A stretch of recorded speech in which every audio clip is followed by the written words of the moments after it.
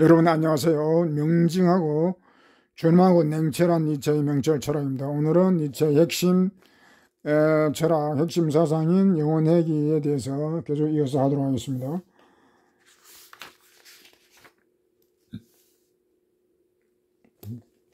저번 시간에 중요한 순간에 대해서, 순간과 영혼의 관계, 순간이 곧 영혼이라고 했는데, 요 사상, 니체의 영혼회귀 사상에서 제일 먼저 나오는 것이 이제 순간인데, 사실 이거 엄청 중요한 거죠. 순간과 영혼의 관계를 알고 또 순간이 영혼이라고 하는 사실, 그걸 또 알게 되면 우리가 인생이 완전히 혁명적으로 바뀔 수 있겠죠. 이 사회도 그런 것들을 많은 사람들이 실천한다고 그러면 이 사회도 혁명적으로 변화될 수 있다고 생각합니다. 이 순간을 영혼처럼 이렇게 살 수 있는 사람, 그 순간의 그 가치라고 하는 것이 영혼과 맞문다고 그러면 그것을 낭비할 수도 있겠죠. 낭비할 수도 있겠지만은 그것을 순간으로 끝난다라고 우리가 생각하면은 영혼이나 할지라도 오늘 인생이 끝난다라고 한다면은 그것을 소홀히 할 사람은 없겠죠. 그러니까 완전히 다른 혁명적으로 그런 다른 그런 삶을 살게 되는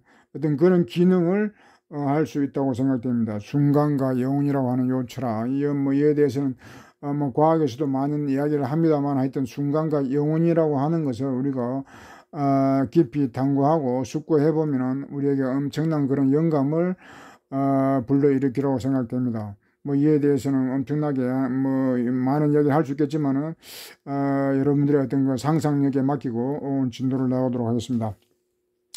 만물 가운데서 달릴 줄 아는 것이라면 언젠가 기나긴 골목길 저쪽으로 달리지 않을 수 없기 때문이다. 그리고 달빛 속에서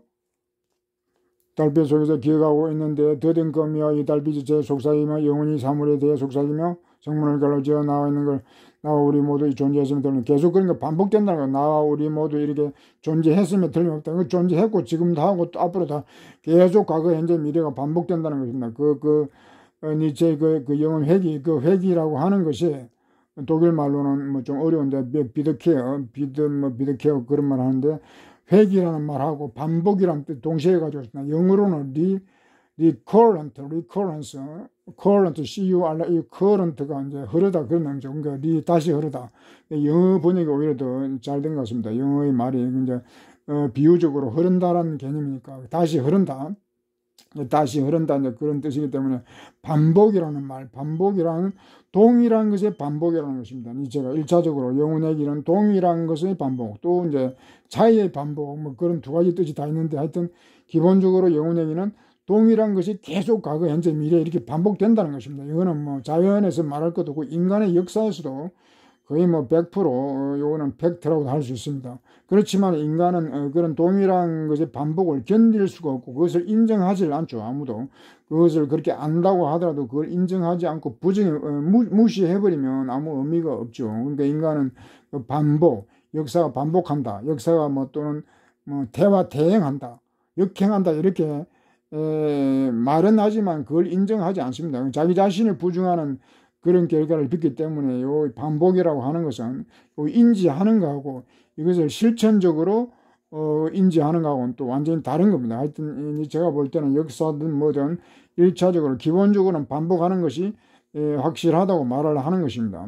우리가 역사 공부를 좀 해보면 이거는 너무나도 명확하게 알 수 있는 거죠. 쉽게 알 수 있는 거기 때문에 역사를 우리가 부정하지 않는다고 한다면은 이제 동일한 것의 영혼 반복, 영혼 회귀를 갖다가 무시할 수 없는 그런 것입니다. 대단히 이거는 놀라운 거죠. 이거는 아주 경이롭고 이거는 인간을 갖다가 충격에 빠뜨릴 수 있는 그런 것 때문에 하여튼 영혼 회귀 사상은 대단히 논쟁적인 것이라고도 할 수 있겠습니다. 논쟁적인 거. 니체가 그것을 아주 그런 것을 염두에 두는지 자세하게는 설명이 안 되지만은 다행히도 밀란 쿤데라 쿤데라의 소설 잠을 수 없는 존재의 가비오 그런 소설인데 그 속에 그 서문 앞에 보면은 영혼에게 대한 아주 자세하면서도 아주 쉽게 설명이 잘 되어 있습니다. 하여튼 인류의 어떤 그런 지성을 자극하는 그런 화두를 던지는 그런 것이라고 이제 그 작가도 말할 정도로 영혼의 얘기는 대단히 중요한 것입니다. 중요한 것이기 때문에 우리가 이걸 쉽게 받아들일 수 없다 하더라도 일단 이걸 인정을 하고 우리가 숙고하는 것이 좋겠죠. 하여튼 모든 것이 니체는 과거, 현재, 미래가 반복된다라고 하는 것을 말하고 있습니다. 그리고 되돌아와 우리 앞에 있는 또 다른 골목길, 저 길보다 소름 끼치는 골목길 달려가지 않는 것. 우리는 현대 영혼이 되돌아갈 수밖에 없는, 되돌아오고 되돌아간다. 이렇게 의문문을 했는데 니체가 그 뒤에서 13장에 보면 또 이제 자세하게 13장에서 그 영혼의 얘기에 대해서 이야기합니다. 13장에는 의문문이 아니라 이렇게 단정적으로 얘기합니다. 단정적으로 모든 것은 가고 13장 그 건강할 때 찾는 자에서 나오는데 모든 것은 가고 모든 것은 되돌아온다. 존재의 바뀌는 영혼이 돌아온다. 모든 것은 죽고 모든 것은 다시 소생한다. 존재의 현안 돌아온다. 이것은 단정적으로 이렇게 말하죠. 영혼이 흐른다. 모든 것은 꺾이고 모든 것은 다시 태어난다. 똑같은 존재의 집이 영혼이 지은다. 모든 것은 헤어지고 모든 것은 다시 인사를 나눈다. 존재에 바뀐 영혼이 자신에게 신실하다. 매 순간 존재는 시작된다. 모든 여기를 중심으로 저기라는 공이 굴러간다. 중심은 어디에나 있다. 영혼이란 오솔길 굽어있다. 무엇도 무화가 무례한 강제로 오르가면 여기 핵심은 여기서 이제 모든 중심은 어디에나 있다면 우주의 중심이 따로 있는 게 아니고 모든 것이 다 중심이라는 것입니다. 그러니까 시간도 마찬가지로 시간도 중심이라는 게 없는 것입니다. 과거가 하구도 아니고 미래도 아니고 현재도 아니고 모든 것이 다 중심이라는 거죠. 그러니까 이거는 니체의 어떤 평등 사상이죠. 그 영혼회의 이거는 완전한 평등주의입니다. 평등주의. 그러니까 중심이 따로 없다. 모든 것이 중심이다라고 하는 거. 그러니까 모든 것의 가치, 순간의 가치가 영혼의 가치하고 같다라고 말하기 때문에 모든 것이 평등하다. 그런 사상이죠. 그러니까 니체를 갖다가 물평등주의 이런 거는 이렇게 말하면 아주 터무니가 없는 것이 되죠. 우주에는 모든 것이 중심이다. 우주의 중심은 따로 없다. 이건 대단히 중요합니다. 니체의 평등주의. 여기서 영혼회의 사상 이것만 가지고도 니체의 평등주의는 확실하기 때문에 더 이상 논란의 여지가 없겠습니다. 그리고 또 이제 뒤에 보면은 사람이 영원히 되돌아오도록 되어 있다니 저 외소한 사람이 영원히 되돌아오도록 되어 있다니 더없이 위대한 자가 겉으로 외소하다니 이것이 사람에 대한 나의 실정이다. 그리고 더없이 외소한 자들 또한 영원히 되돌아온다. 이것이 모든 현 존재에 대한 나의 실정이다. 메스급다. 그러니까 영원 위대하다는 이거는 위대하다는 자. 그러니까 위대하다는 자, 외소한 자 모든 것이 다 선과 악뿐만 아니라 하여튼 세상에 존재하는 모든 것이 되돌아온다는 것입니다. 반복된다는 거. 요게 이제 영혼회귀의 이제 기본적인 의미입니다. 그럼 다시 앞으로 넘어가서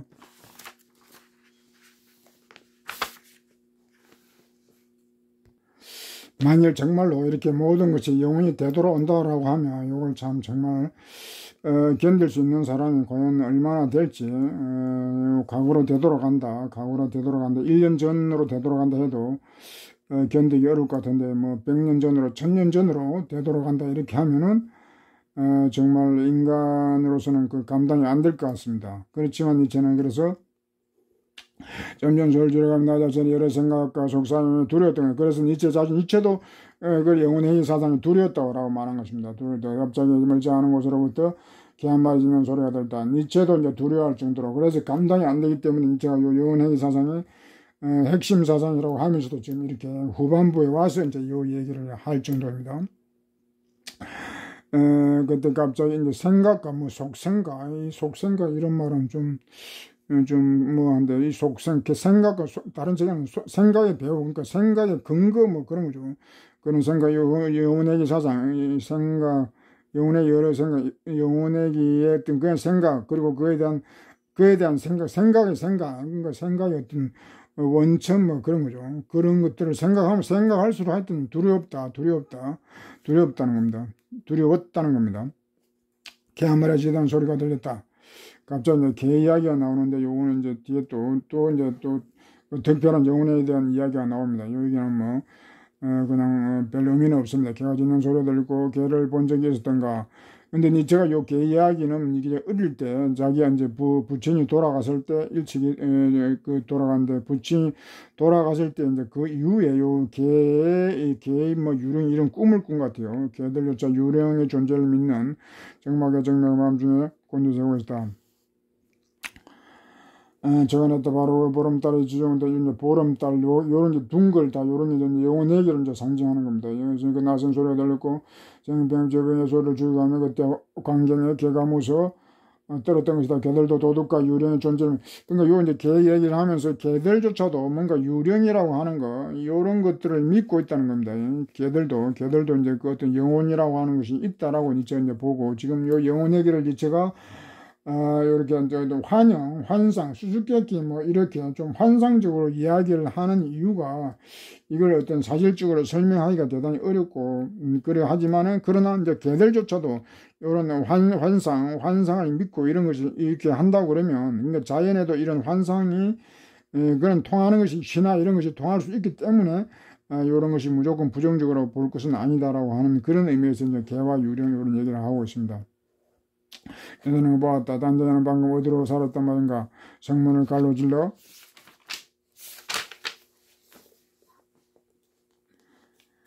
난 기랑 거미는 그리고 그 모든 속삭임은 나 꿈을 꾸고 있었나? 아니면 깨어 있었나? 나 호련히 음란한 절벽 사이에서 있다 홀로 황량한 대없이 달빛. 그러니까 요 요즘 뭐 난장이고 뭐고 영혼의 이야기 하니까 진짜 다 도망을 가버린 거죠. 나 꿈을 꾸고 있었나? 나 속상인가? 나 속상이면 꿈을 꾸고 있는 니체도 좀 어리둥절 하다는 겁니다. 홀로 황량한 대없이 황량한 달빛을 받으며. 그런데 이제 거기에 어떤 사람이 여기서부터 본격적인 또 특별한 이야기입니다. 거기에 어떤 사람이 누워 있었으니 바로 거기에 그리고 아까 그 개가 껑충껑충 뛰어오르고 또 털을 건너세운 채 낑낑대고 있다가 다가오는 나를 보고는 또다시 지어댔다. 그리고 울부짖었다. 내 일찍 개가 그토록 도와달라고 울부짖는 것을 들어본 적이 없다. 개가 무엇을 삼자를 자기가 아니죠. 개가 다른 것을 도와달라고 울부짖는 것을 들어본 적이 없다. 진정 내가 그때 보았던 그 같은 것을 나 일찍이 본 적이 없었다. 몸을 비틀고 깨끗거리고 격렬히 일으키며 얼굴을 찡그리고 있는 어떤 젊은 양치기를 본 것이다. 입에는 시커멓고 묵직한 뱀 한 마리가 매달렸다. 요게 이제 중요하죠. 요게 이제 뱀이라고 하는 건 저는 요 뱀이라고 하는 걸 영혼 회귀를 이제 둥글고 이렇기 때문에 요걸 영혼 회귀 어떤 상징적 의미로 뱀을 드는데 여기서 이제 그냥 뱀이 아니고 앞에 시커멓고 묵직한 뱀을 이야기하면서 요 뱀을 양치기에 이제 양치 입에 들어가서 입을 들어가 매달려 있다는 걸 요즘 이야기하는 겁니다. 그 양치기가 지금 뱀을 삼키고 있다. 뱀이 들어갔다라고 하는 거. 요게 이제 영혼 회귀를 이렇게 비유한 건데 이게 영혼 회귀를 뱀에 비유했다는 것부터가 이제 끔찍한 일이죠. 사람이 만일 뱀을 갖다가 이렇게 삼킨다 이러면은 뭐 이거 뭐 다 질직하거나 뭐 큰 일인데 큰 일이 되죠. 근데 비유를 이렇게 한 것입니다. 근데 아주 이 비유가 적절한 것입니다. 사실은 그만큼 무섭고 끔찍한 거란 겁니다. 영혼회귀라고 하는 것이 부정적으로 보면은 내일찍이 한 인간의 얼굴에서 그토록 많은 역겨움, 그러니까 역겨움과 비기 이런 공포를 본 적이 없다. 전에 빠져있던 말인가. 밤에 목구멍으로 귀에 들어가 꽉 물고 있는 것을 보니 그는 손으로 뱀을 잡아당기고 또 잡아당겼다. 그러나 소용없는 것이다. 아무리 잡아당겨도 뱀은 꼼짝하지 않았다. 그때 나 안에서 물어 뜯으라 부르짖는 어떤 것이 있었다. 물어 뜯을 사람 이렇게 많지 않겠죠. 물어 뜯으라. 뱀 대가를 물어뜯으라 물으라. 내 안에 나의 전율, 나의 정원, 나의 역경, 나의 연민, 내 있는 좋고 나쁜 것 모든 것 한 목소리라고 부르짖는 것이다. 그러니까 요 이제 영혼회귀라고 하는 것이 인간에게 이제 영혼회귀 반복이 된다고 역사가 반복된다고 그러면 그거는 끔찍한 일이죠. 그래서 전율이 일고 공포가 일고 구역질, 연민, 역경, 구역질, 나이, 연민, 뭐 좋고 나쁜 건 모든 거 하여튼 환장하는 거죠. 이게 환장할 정도의 어떤 그런 거기 때문에 물을 뜨더라 이 이야기를 한 것입니다. 너희 담대한 자들이여 탐색가의 모험가들이여 그리고 너희 가운데 교활한 도철 달고 여기 이제 앞에서 그 영혼회귀 조인을 갖다가 영혼회귀를 받아들일 수 있는 그런 자격이 있는 사람들 탐색가 어부 뭐 선원들 뭐 상상하는 사람들 추론하고 논리적인 그런 사람이 아니라 상상력이 풍부한 그런 사람들이 이제 자기 초인애들 자기 있다고 하면서 그 이야기를 했는데, 그런 사람에게 다시 요 의미가 뭔지를 이제 또 다시 묻는 것입니다. 내가 그때 본 수수께끼를 부르다 요 의미가 뭔가, 뱀이 이렇게 양치기에 들어가고 하는 것이 이게 뭘 의미하는 건지, 그리고 뭐 뱉으라 뭐 이렇게 물을 뜨더라 하고 이런 것이 뭔 의미인지 이걸 풀어보라는 것입니다. 더없이 고독한 자가 본 저 꼭두를 해석해 달라. 이제 꼭두가 영혼회기 꼭두죠. 환상. 그것은 하나의 꼭두, 하나의 환상, 환영, 그 하나의 얘기니었으니 말이다. 나 그때 그 비유소에서 무엇을 본 것이, 그리고 언젠가는 반드시 나타나야 할 그 사람은 누구이고, 목구멍으로 뱀이 기어든 그 양치기는 누구지. 더없이 묵직하고 더없이 시커먼 온갖 것이 그 목구멍으로 기어된 그 사람은 누구이냐. 여기 나중에 이제 나오는데, 이게 다 이제 짜라투스 자신입니다. 자신 영혼회기 뱀을 삼키고 그걸 뭐 삼켜라 물어 뜯어라 뭐 이렇게 다 말한 것은 이제 짜라투스 자신, 니체 자신이 이렇게 영혼회기 사상을 이렇게 어떤 충격적으로 체험적으로 이렇게 해야 된다는 것입니다. 체험을 하지 않고 그냥 그 이론적으로만 관념적으로만 이렇게 영혼회기를 들어갈 수 없다는 것입니다. 온몸으로 체험을 할 때만이 영혼회기라고 하는 것을 실감할 수 있고 실천할 수 있다는 것입니다. 그러니까 요거 이제 이렇게 뭐 양측이 이렇게 이야기했지만은 니체의 어떤 체험을 이렇게 돌려서 이야기를 했다고 봅니다. 양측이는 내가 고향고 고함을 저 분부한대로 물었다. 단순히 물었다. 뱀대가를 멀리 뱉어내고 그런 벌떡이 났다. 이제 물어서 뱉어냈다 이 말이죠. 그러니까 영혼회기를 어떤 부정적인 그런 걸, 역사의 어떤 그 반복되는 그런 부정적인 것을 다 극복했다는 것입니다. 이제 뱀을 갖다가 뱉어냈다고 하는 것은 그런 부정적인 측면들을 다 극복을 해냈다는 것이죠. 이제 그런 비유적으로 이제 그렇게 이야기를 하는 겁니다. 더 이상 양치기는 변화한 자, 빛으로 감사진 자가 되어 그는 웃고 말해. 그건 이제 사람이 이제 아니죠. 이제 사람이 아니고 초인이 됐다는 사람이 아닌, 좀 특별한 사람, 변화된 자, 집요한 웃고 있다. 초인이 됐다는 웃는 사자, 웃고 있었다. 그러니까 모든 것을 극복했기 때문에 여기서 웃고 있었다는 것은 그냥 뭐 단순한 웃음이 아니죠. 모든 그 역겨움, 전율, 공포, 선악, 모든 것을 하여튼 인류의 모든 것을 다 극복했기 때문에, 또는 자기 삶의 모든 것을 극복했기 때문에 이제 새롭게 태어난 것입니다. 사람이 아닌 웃음을 지었다. 이런 것은 이제 초인으로 재탄생했다. 이제 그런 의미입니다. 웃고 있었다. 같이 웃어본 자가 없었으라. 오형제들이여, 나 사람의 웃음소리가 아닌 그 어떤 웃음소리를, 사람이 아닌 웃음소리, 그러니까 초인의 웃음소리를 들었던 것이다. 이제 이 갈증이 결코 잠재울 수 없는 어떤 동경이 나를 갈망하다. 동경. 이제는 이제 새로운 갈증, 새로운 동경. 그러니까 요 이제 비유적으로 이제 이야기했기 때문에 이제 자신으로 다시 자신의 이야기를 하자면은 요런 것으로 인해서 요런 것을 보고 더 이제 갈증, 동경, 조인에 대한 동경이 더 이제 심화되면서 나를 갉아먹고 있다. 이제 이런 동경, 열정, 열망, 이 동경이라는 것은 갈망, 열망 그런 의미도 되는데, 갈망하고 열망할수록 그 에너지는 고갈되는 거죠. 그러니까 나를 갉아먹고 있구나. 이 같은 웃음에 대한 동경이 나를 갉아먹고 있는 것이다. 조인에 대한 동경이 이 어떻게 이제 나는 아직 살아있다는 것을 견뎌낼 것인가? 어떻게 지금 죽기라도 한다면 그것을 어떻게 견뎌낼 것인가? 그러니까 요 이제 삶을 요런 영혼회기를 긍정적으로 수용하고 긍정적으로 받아들이면은 이제 모든 인생을 갖다가 원활하게 극복할 수 있죠. 견뎌낼 수가 있는데, 요런 것을 이제 부정적으로 받아들이면 생을 포기할 수밖에, 허무주의, 극단적 허무주의, 저 영혼회기를 이제 극단적 허무주의로 갈 수도 있다고 하는 이유가,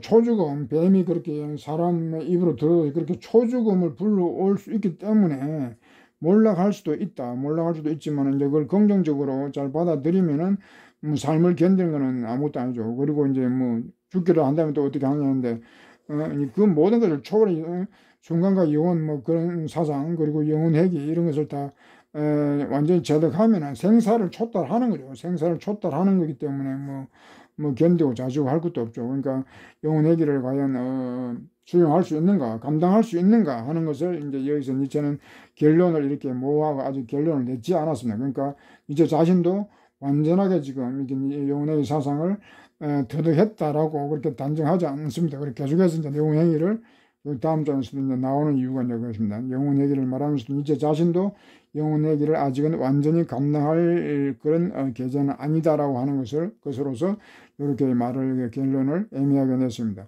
이렇게 뭐 어떻게 살 것이고 죽기라도 한다면 또 어떻게 할 것인가 이렇게 좀 문제를 던지는 거죠.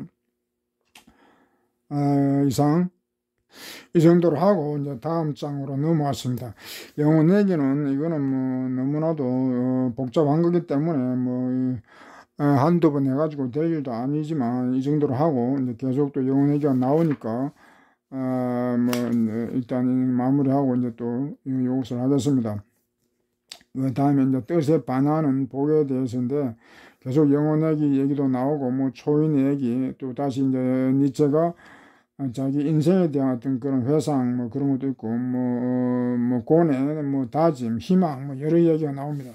여러 얘기가 산만해서 나오기 때문에 모두 좀 혼란을 줄 수 있지만 그냥 영혼 얘기하고 초인이라고 이렇게 주제를 잡고 보면은 쉽게 또 넘어갈 수 있습니다.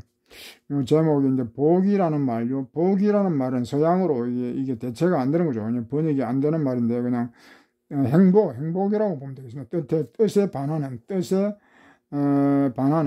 행복에 대해서 복이라는 말을 뭐 동양 언어이기 때문에 서양에 이게 맞는 말이 없죠. 복에 해당되는 말이 뭐 거의 없다고 봐야 되겠습니다. 근데 행복이라고 또 번역하는 것도 좀 그래서 뭐 하긴 합니다만은 그래도 복이라고 하는 것도 이게 좀 어떤 문제가 있습니다. 다른 책에는 그냥 행복이라고 되어 있습니다.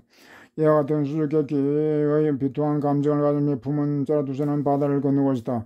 행복에 넘치는 섬들과 벗들을 뒤로 항해하기를 나을 그때서 그는 모든 마음의 고통을 극복하게 되었다. 의양양에 그리고 그 익선발로 다시는 자신의 숙명을 밟고 어떻게 뻔할지며 계속해서 앞에서 이제 연결되는 내용입니다. 요 수수께끼 영혼에게 그 비통한 감정 과연 감당할 수 있느냐 없느냐 그런 고뇌가 있기 때문에 비통하죠.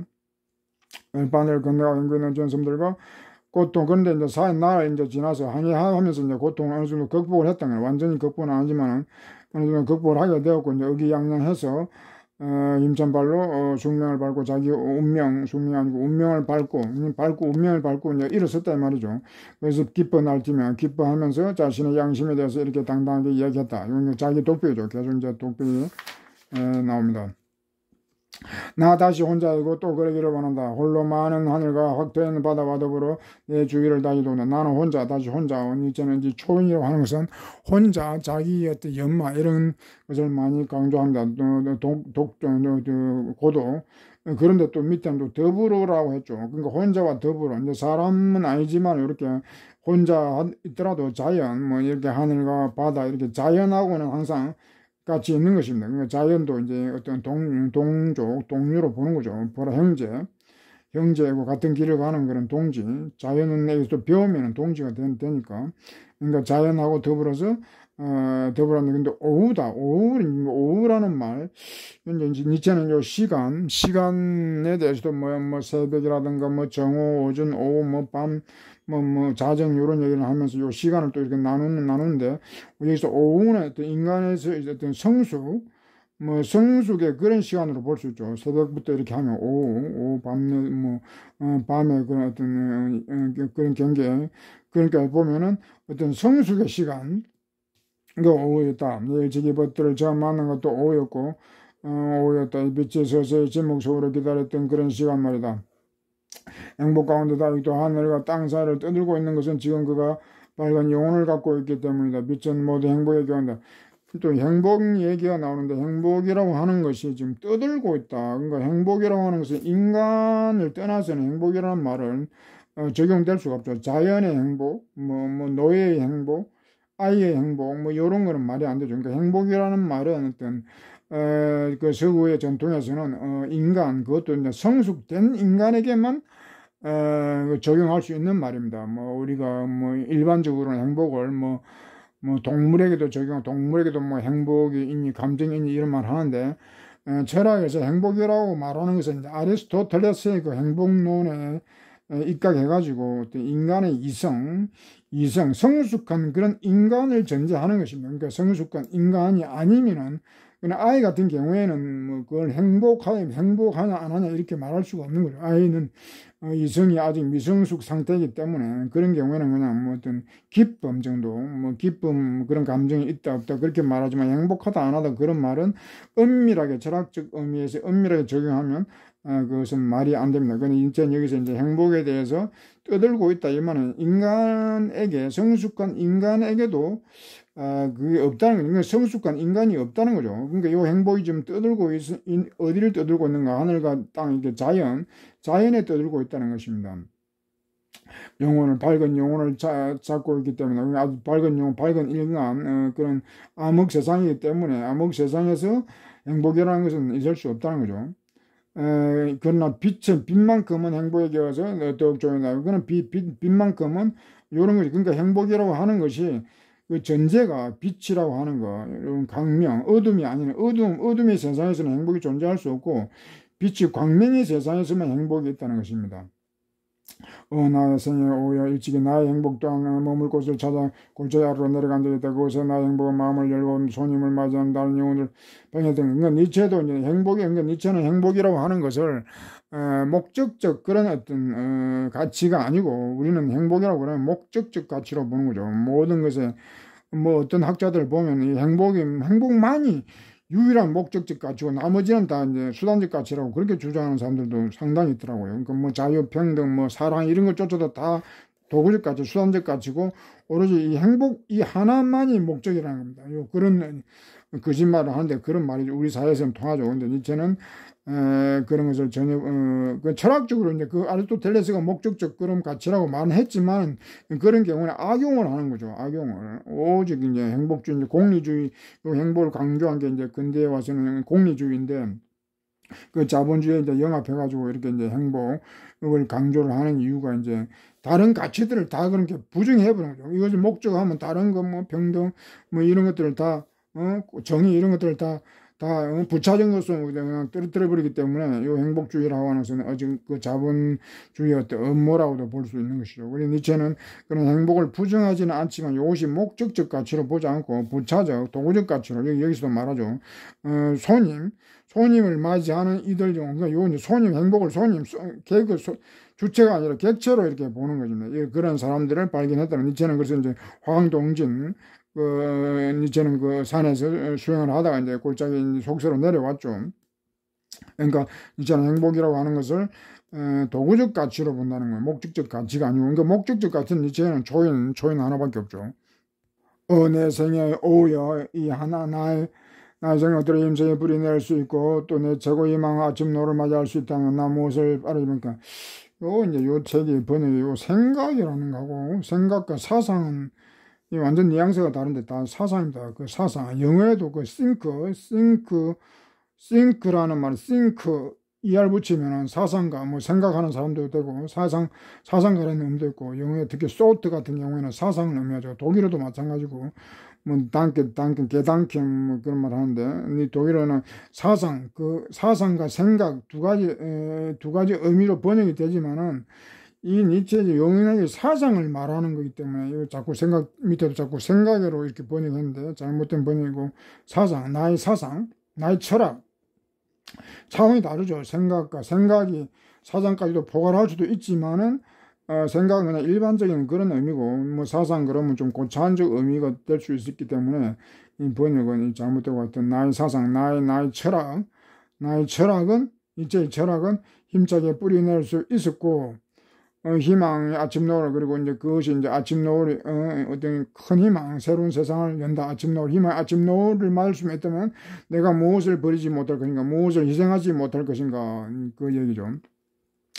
창조하는 자가 일찍이었던 길동무와 자신의 희망을 이을 아이들을 찾아 나선 일이 있었다. 그런데 보라 자신이 먼저 저들을 창조하지 않고는 저들을 발견할 수 없다는 것을 깨닫게 된 것이다. 그러니까 창조하는 자, 뭐 초인, 준초인, 창조하는 자가 길동무나 그런 것을 찾을 수 있다고 나섰지만은 그것을 이제 찾을 수 없다는 것을 이제 왜냐하면 존재하지 않기 때문에 초인이라는 것은 현존하지 않기 때문에 그러면 그것을 어떻게 찾을 수 없다면 그것을 창조하는 수밖에 없죠. 창조하는 혁명적으로 인간을 어떻게 개선한다든가 해가지고 새롭게 인간을 탄생시키는 거죠. 그래서 창조하는 길밖에 없다는 것을 이제 제가 이야기하는 건데 영혼의 이제 후반에 오면서 인간이 그동안 설교를 통해서 발견하고 이렇게 교육을 통해서 할 수 있다고 이제 그렇게 여기고 제가 그런 자기 진리를 설파했지만은 이제는 그런 것은 불가능하고 일단 창조를 해야 된다라고 하는 것입니다. 창조. 이것도 이제 또 간단한 문제는 아니죠. 그럼 어떻게 하는가? 그리하여 나의 아이들에게 다가기도 하고 저들에게 돌아서기도 하면서 내게 주어진 과업을 수행해 있는 중이다. 그 자신은 아이들을 위해 자라주는 자기 자신을 완성하지 않으면 된다. 그러니까 이제 제가 여기 와서 자기 완성 이런 얘기를 하는데 이제 영혼회귀 사상을 이제 들고 나온 이유도 영혼회귀 사상이 없으면은 이런 조인 세상을 열기가 어렵다라고 하는 그런 판단에서 이제 영혼회귀 사상을 통해서 이제는 자기 자신도 완성을 하고 그러니까 니체가 그건 불완전한 존재냐 이렇게 문제를 제기할 수 있죠. 근데 니체는 여기서 이제 이 책을 쓴 당시에 자기 나름대로는 조인이 됐다고 하는 그런 확신에서 이 책을 냈다고 볼 수 있는데 이제 니체가 이 책 구성 그러나 이 책 구성은 자라투스를 주인공으로 내세워 가지고 어떤 그 초인이 되는 과정 어떤 그런 성장적인 그런 성장의 어떤 그런 드라마를 또 이제 그 보여주는 것도 있기 때문에 여기서 자라투스트라는 완전한 존재는 아니고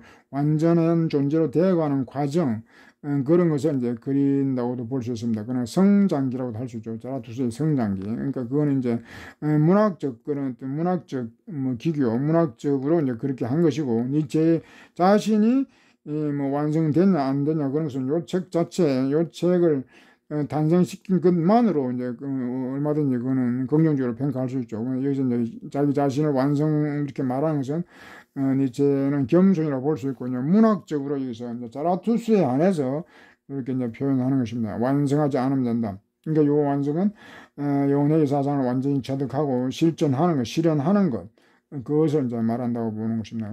간단한 의미가 아니고 그러니까 자기 자신을 완성한다는 말이에요. 사람들은 자신의 아이와 자신의 주어진 과업만을 진심으로 사랑하기 때문이다. 자기 자신에 대한 위대한 사랑이 있는 그곳에서 그것은 잉태의 조짐이 있다. 나 그렇게 저당했노라.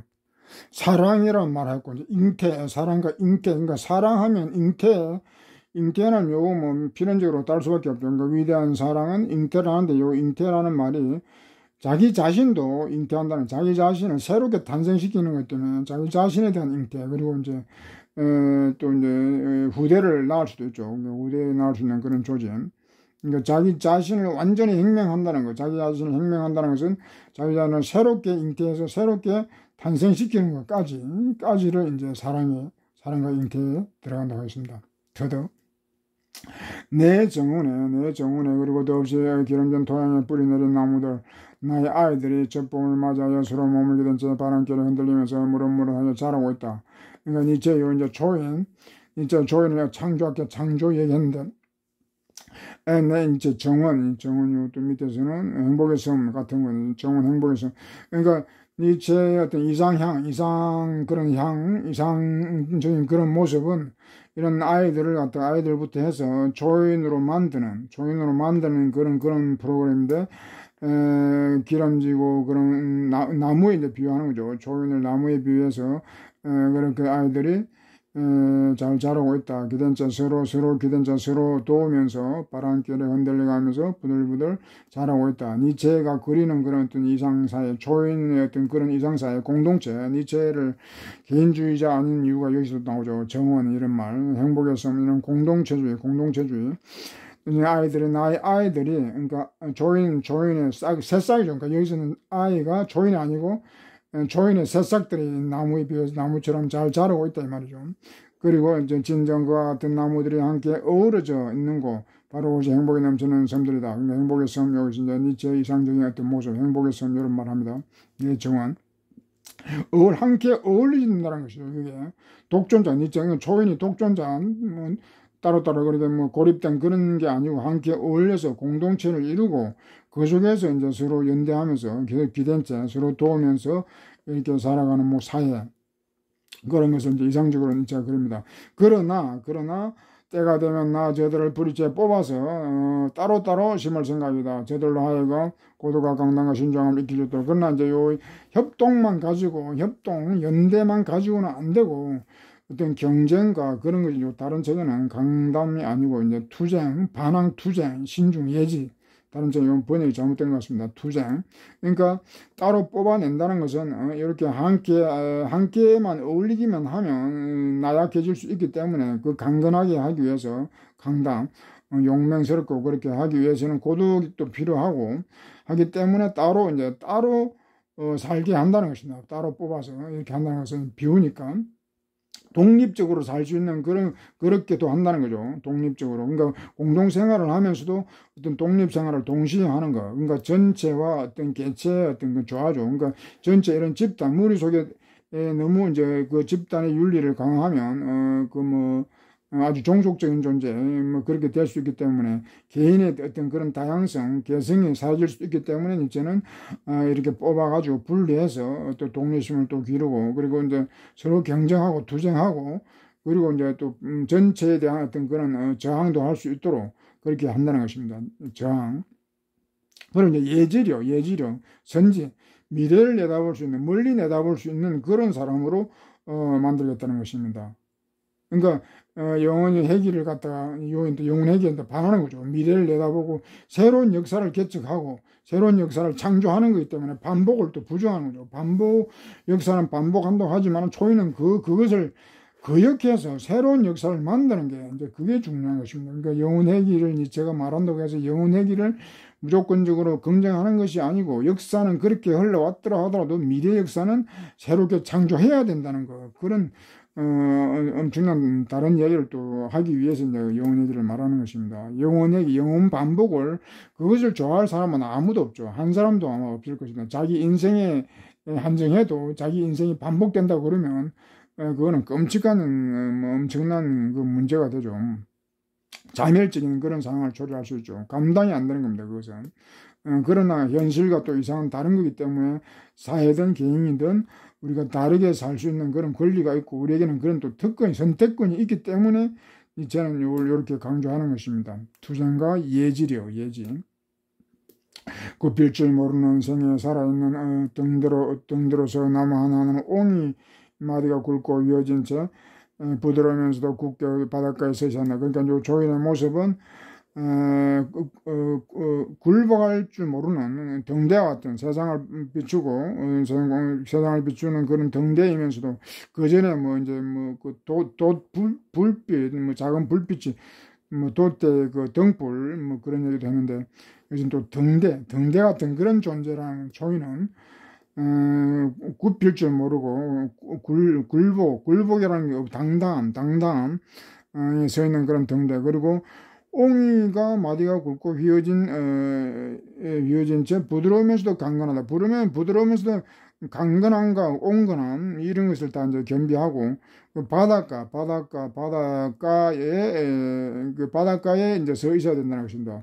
뒤에 나오지만 이제 그렇게 바닷가에서 단련이 계속 해야 이제 조인이 된다는 겁니다. 그 옹이라고 하는 것도 이제 단련돼야 이게 풍파 이런 것을 견뎌내고 그렇게 단련됐을 때 옹이가 나무에서 생기죠. 그러니까 단단한 그런 존재, 강건한 존재, 단단하라 이제 그런 얘기를 그좀 많이 했는데 하여튼 요 조인에게 어떤 그런 덕목들 또 뒤에도 나옵니다만은 그런 덕목들이 여기 나와 있습니다. 오늘 여기까지입니다. 수고했습니다.